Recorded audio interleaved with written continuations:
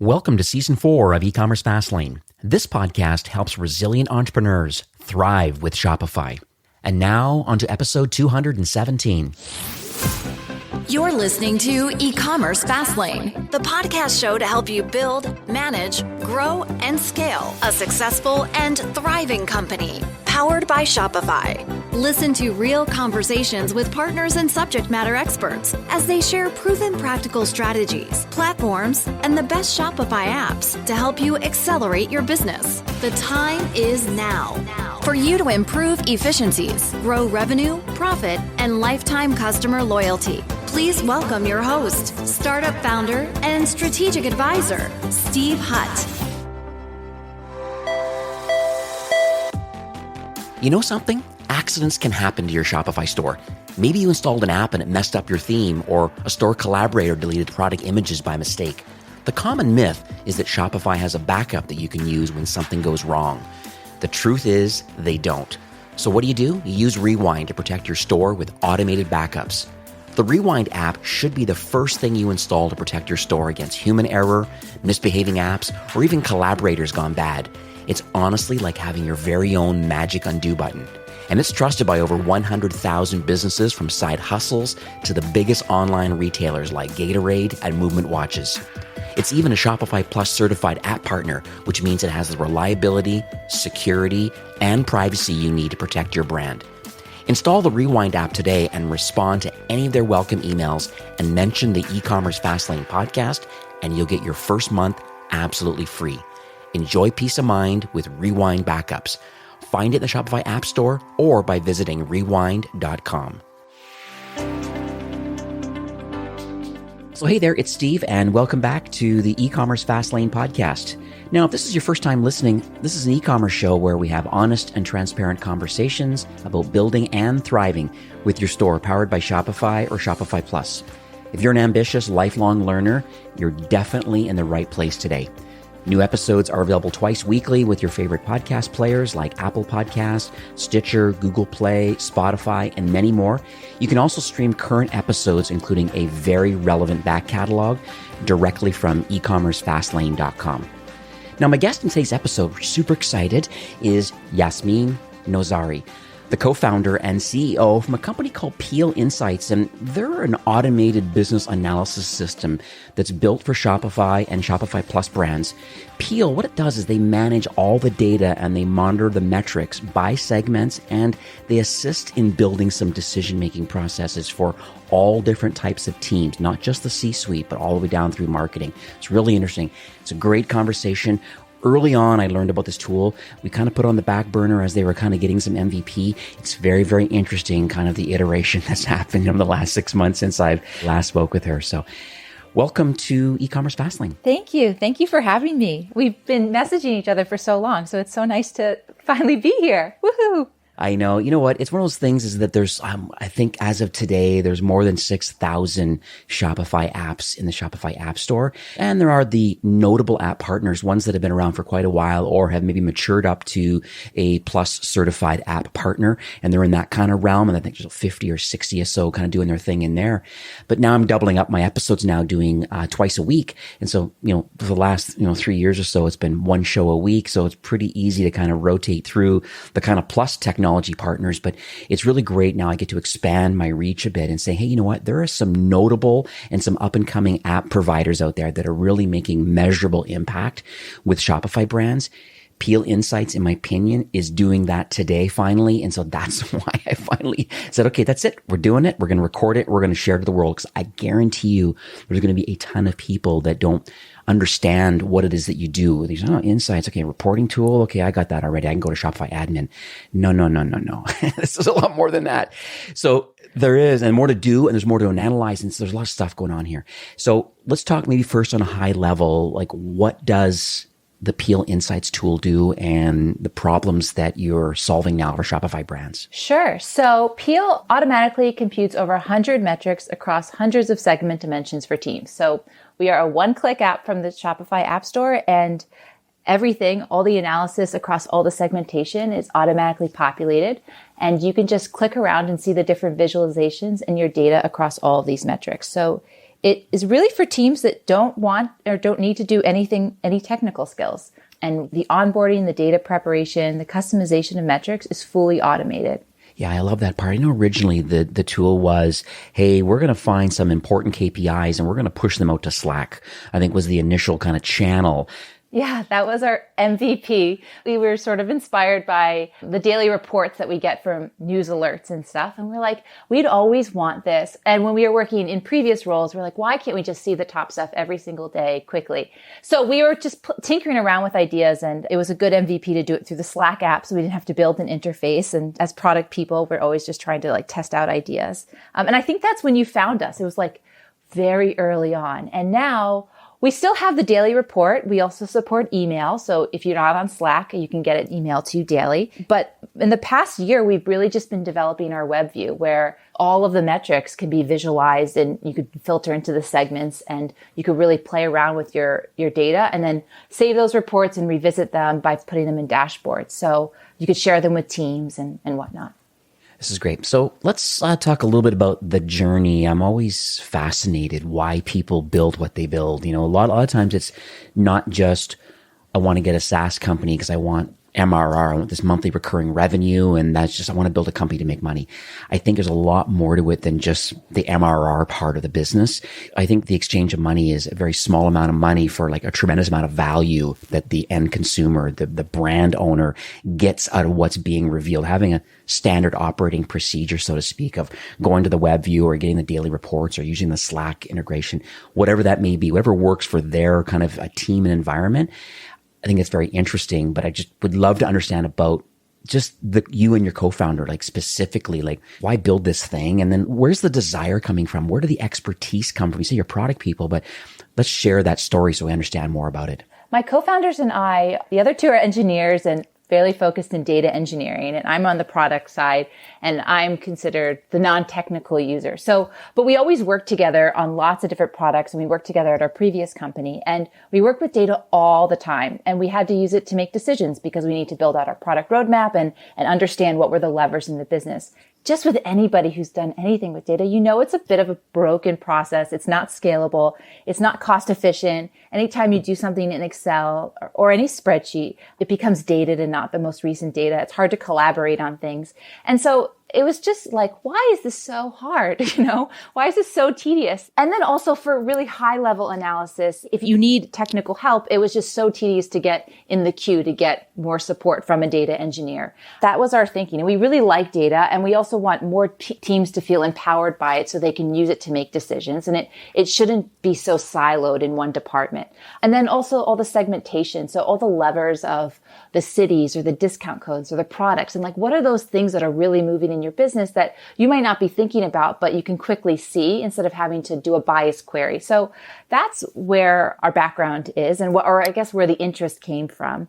And just because we use data all the time, we just thought it would just be, oh, how do we optimize this? And how do we get more people to use it and make it easier for them?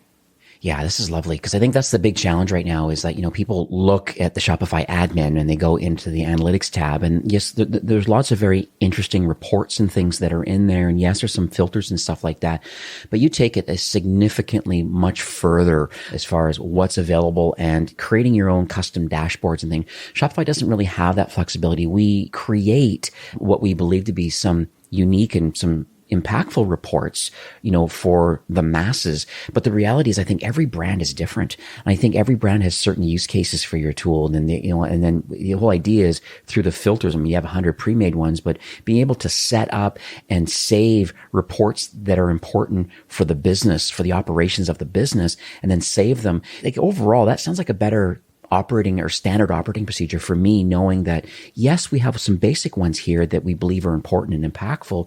However, we know there's nuances in your business. So go ahead and make those with your help or just playing around with the tool and saving them. And then they're always available. Yeah. And stuff like repurchase rate by cohort, and whether you want to know what's the repurchase rate by specific product or by a discount code. And Then you go back and having the context of your business and your brand, you're like, okay, what did we do to promote those products or those discount codes? What were the campaigns related to that? Now, this is the success of that. This is not successful. How do we change this, or how do we keep replicating it? That's what Peel tells you out of the box. And so having that type of information is very, very valuable. And Shopify doesn't have the cohort analysis stuff. You have to download it. So you have to download the CSVs, and then you have to migrate it with other data sources like your marketing spend and do a lot of analysis to get a full picture. But Peel has integrations with the different marketing platforms, so you can pull all that together and see all the data mashed up, which is also very valuable.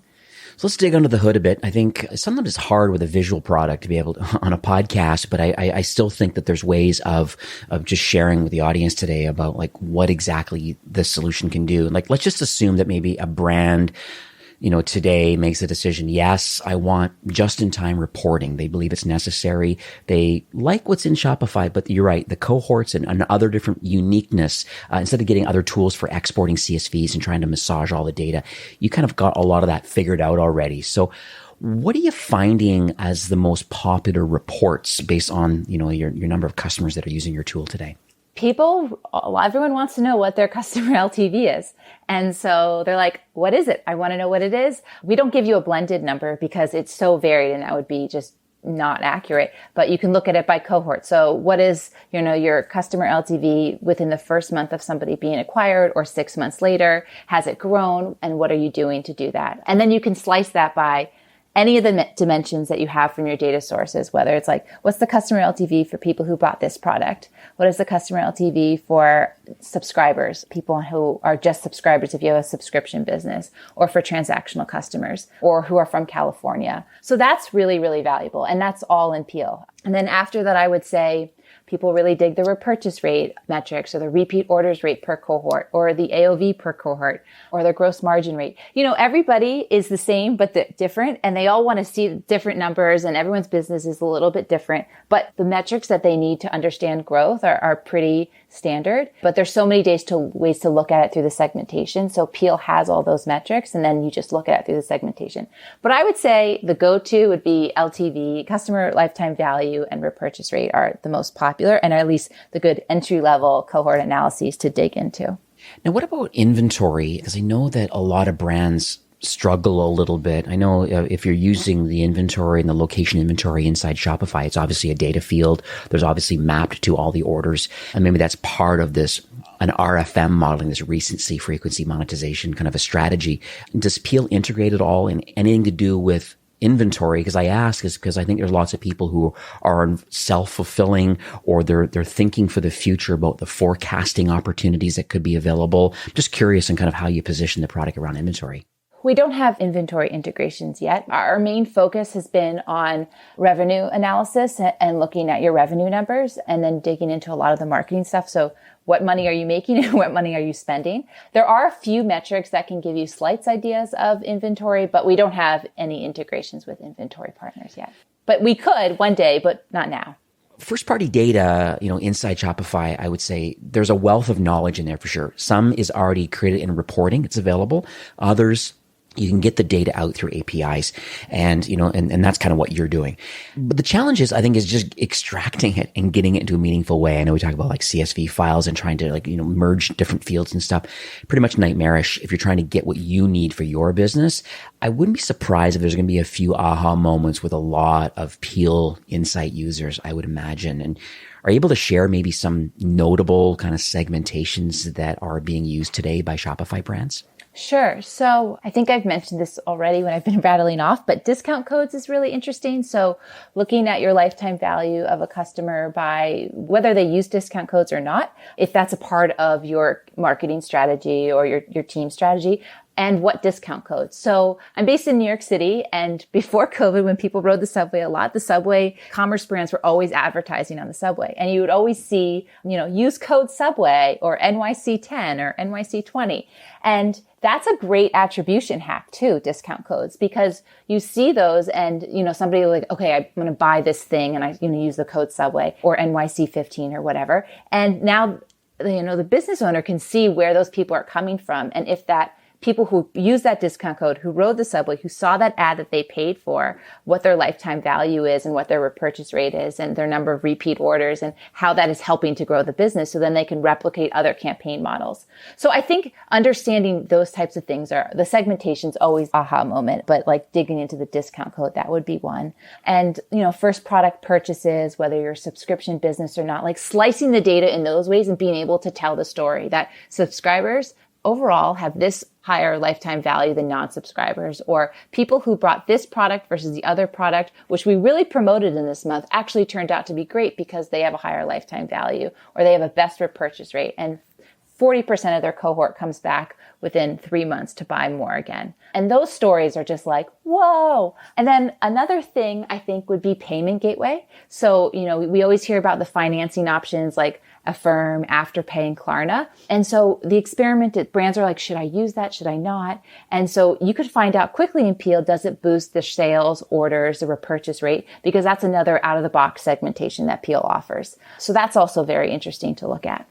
One thing to add too, you mentioned about the financing options. I know as of late, Shopify, I guess they signed an interesting agreement, I think, with Affirm as being their installments kind of payments partner through ShopPay. And so I guess the official language is ShopPay installments.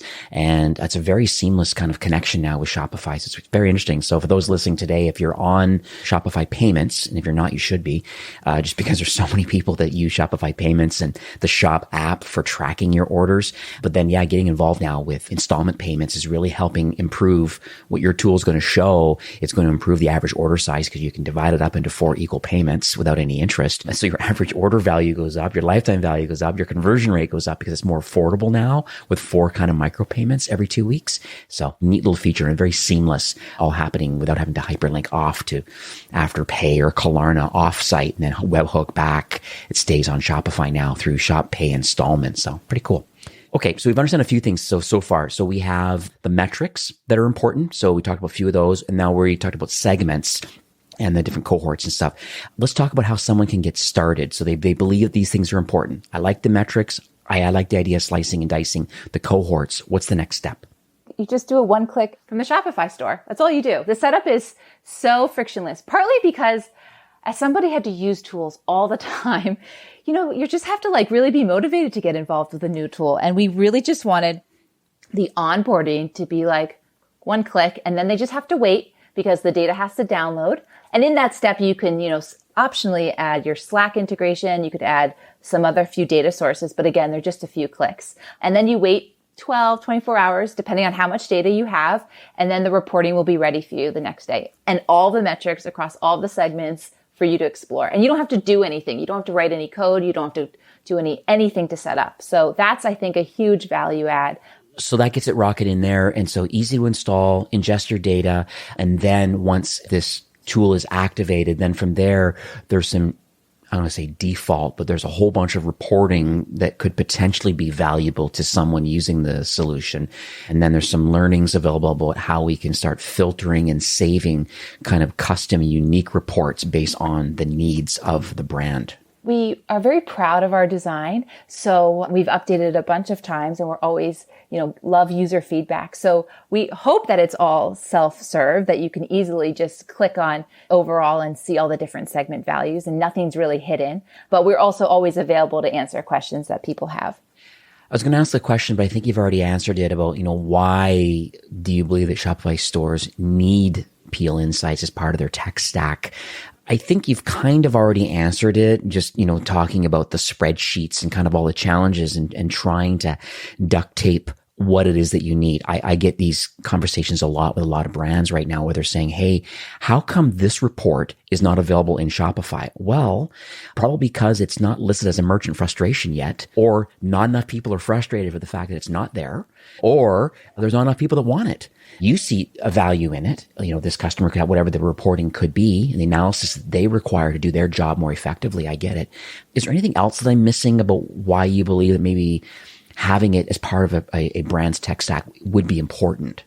It's just, you can't use spreadsheets to grow your business. You can, that's not fair to say, but it just takes so much time. So instead of people spending 3 days building a report and downloading all the data and merging things, and maybe they'll have errors, it's right there for you. And the numbers are fresh. Like every day it's updated. We do a refresh on your data every morning at 1 a.m. while everyone's sleeping. So when you wake up, it's all available. There's lots of different reasons, but there's so much stories in the numbers where you can really understand instead of a gut reaction of what's actually happening, and using that knowledge to build better campaigns and to target more people, or to send, okay, this is the number of days between these two orders. Maybe I should send an SMS to get them to come back more often and see if that does anything. Or maybe they should join a loyalty program, or maybe we should offer one. And there's so many other things in the marketing world on how to get your customers to come back and buy more often. But the numbers are the baseline of how you sort of build out your experimentation plan. I'm going to pivot a bit over to, it's kind of called the elephant in the room, but iOS 14.5 obviously is live now. There's even now grumblings about iOS 15. It's further going down this rabbit hole of the cookieless world and all this kind of craziness. And I don't think it's as crazy as maybe the media is making it up to be. I've had a couple webinars recently where other agency partners have talked about, what has changed since it's kind of been activated, and customers are now have the power in their shoes to be able to yes or no as far as being tracked and offering ads or not. But just curious from your end, what tips can you share with merchants? Number one, you get to be prepared for the fact that this is going to kind of be inevitable, and how your solution can kind of help. Sure. So I would say that because the limitations will impact acquisition, looking at how to get the people that you've already acquired to purchase more and to come back is the key. So focus on improving your LTV from your ad-driven leads. Looking at your AOV or your LTV is the best way to understand the value these customers can bring over time. And that's just comes back to this classic cohort analysis. And Peel has this ready to go. So really focusing on the location, the product, the acquisition channel, the different campaigns that they came in on will help you get the answers that you need of how to get these people to come back and purchase more, since they're already there. So why don't you just try to reach them again and get them to buy more and more and more? Yeah, retention strategy. That's the key. I think just in that, so the thing I learned recently too is just the customer acquisition cost, this CAC they call it, continues to increase more because of the pandemic and stuff. There's more competition, more people selling online. I know retail is opening up more now with vaccines, and there seems to be a light at the end of the tunnel, but the reality is e-commerce adoption. People have learned over the last 18 months that they really enjoy buying online. And so knowing that, it's still super important. So I'm going to do one more pivot too, because I want to talk about the people that are listening today, because what's interesting is that because, 10 or 15,000 people are going to listen to this episode, what's interesting is that they're going to be a diverse range. Some people don't even have a store yet. Some people are on the early stage trying to get product market fit. Some are in the mid market. Some are enterprise on the Shopify Plus side, over $1 million or more in revenue. I just would love to, get some advice from you from what you see. You obviously get access to the same reporting, and you talk to customers that are using the Peel Insights, maybe help them with custom reporting and things like that, just to help them get over the hump of kind of yes, this is a great tool for me.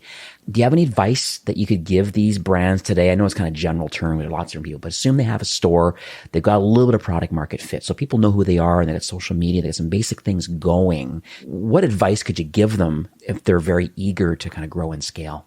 I would say know what your numbers are and try it out, and then figure out what your numbers are and understanding what are the levers in your business that are selling and not selling, or what's working and not working.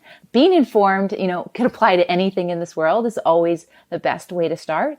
And learning about, maybe you don't feel that you're ready for understanding repurchase rate, but learning about how to think about that metric and what to do and who to target, and to try different experiments. So you say, okay, these people that we acquired in April, they're not repurchasing as much as previous cohorts. Okay, so then try something. You know who those people are. So maybe send a different email marketing campaign to them and see what that does, and just experiment, because that's the only way to, grow and expose yourself to new things. What does the future look like for Peel Insights? Are you able to share your North Star, for the remainder of 21 and maybe even beyond that, partner alignment or innovation? Just end of the day, how will you continue to offer value and assistance for brands that really want to understand their data and they want to strategize around what your tool reveals? Yeah, we started with the daily report, and then we have this huge web view with over 100 metrics, I think 104. And most of this came from conversations with brands. People will tell us, hey, we need to, some basic stuff like repurchase rate and LTV, like, oh, okay, obviously we know we need to build those things. But then there's more higher level cohort stuff that came from conversations with brands of like, okay, this is the spreadsheet that I do. This is how I like to look at it. I would love this type of metric. And then we build it and we don't just build it for them. Every, single customer of Peel gets to use that. So always building out more metrics based off of customer feedback, based off of what merchants want is sort of always our roadmap plan. And then we have more integrations with the Shopify ecosystem since there's so many amazing tools out there and teams use them all the time. So let's use them in Peel and get the data. So it's a whole full picture as being a third party. So I love the public roadmap. I think it's imperative, because there's so many unique use cases that you probably have never even heard of. And, it's thanks to customers before that actually are moving their product forward. Well, that's so fun about product building is you get to talk to people and know what they want. And you're like, okay, sure, maybe 3 weeks. But we don't like to say to give it time, because no one does. But yeah. So we are near the end of the show for today. You've shared a lot, and thank you so much for coming on the show. Is there any takeaways or any next steps that you'd like to leave with our listeners today? Yes, that data shouldn't be overwhelming and intimidating, that it's available for you and you can use it and you can learn to use it. And you don't need to be a technical expert to get access to it. And the data gives you so much information. So just try it and experiment and really dig into the higher level metrics that you're like, I don't even know how to do this in Excel, but you don't have to because tools do it for you.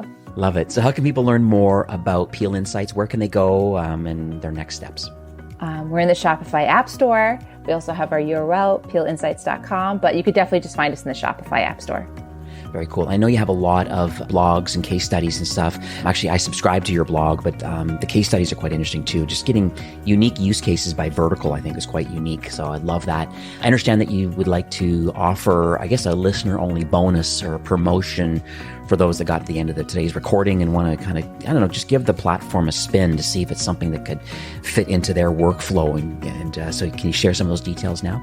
Yeah. So we're offering a 30-day free trial for the listeners of the podcast. Typically it's 15 days, but you guys get 30. So you get a whole month to check it out.